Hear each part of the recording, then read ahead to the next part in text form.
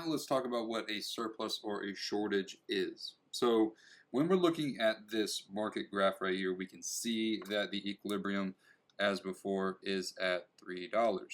Now, at this $3 point here, okay, if we saw a price that is above the equilibrium, then we would be way over here. So let's say at 325, okay? Let's just say that when you go to the gas station, you were thinking, okay, I'll buy 350, but then all this $3, and now it's 325. So guess what you do? You buy less, right? But then because the price is higher, the firms are wanting to sell more.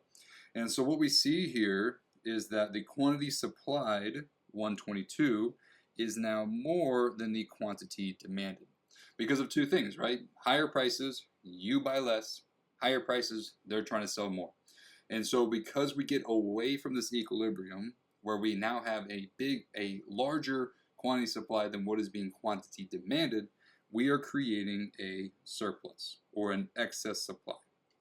Now, how do we fix a surplus? Well, let's think about it from a business standpoint. They were planning on selling 122 gallons, but now they only sold 74.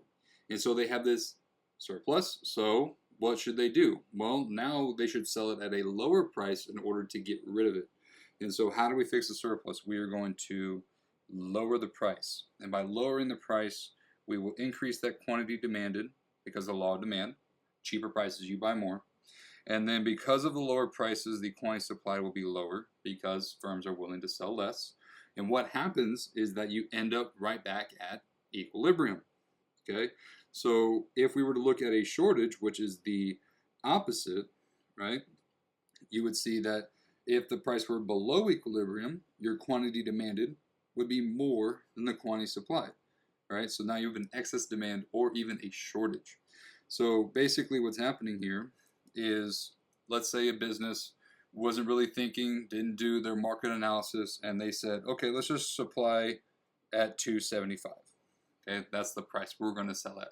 So they were planning on selling 52 gallons, but then because the prices were lower, people said, oh, I'll buy more.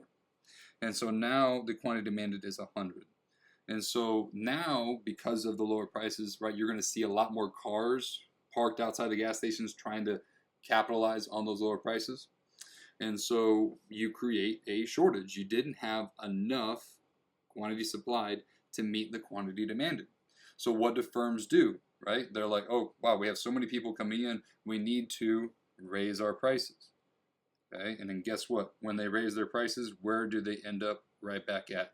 They end up back at equilibrium. And so what we're trying to say here is that the market always works towards the equilibrium, always. Because if prices were too high, firms aren't going to be selling as much as they want. If they want to sell more, they need a lower price, down to equilibrium. If they go too low, more people are going to buy it. And so how do they fix that? They're like, oh, wow, we ran out. We need to increase our price. Okay? And by increasing the price, they're willing to sell more, and that meets up with the quantity demanded, right back at equilibrium. Okay?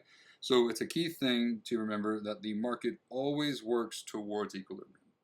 And so, you know, if you're on any given day, when you go to the grocery store and you see bananas are on the shelf and then all of a sudden they're wiped out, HEB is going to potentially raise the price of the bananas because the market is telling HEB that the consumers are willing to pay a higher price for the bananas, and if you want to meet the equilibrium, firms need to raise prices.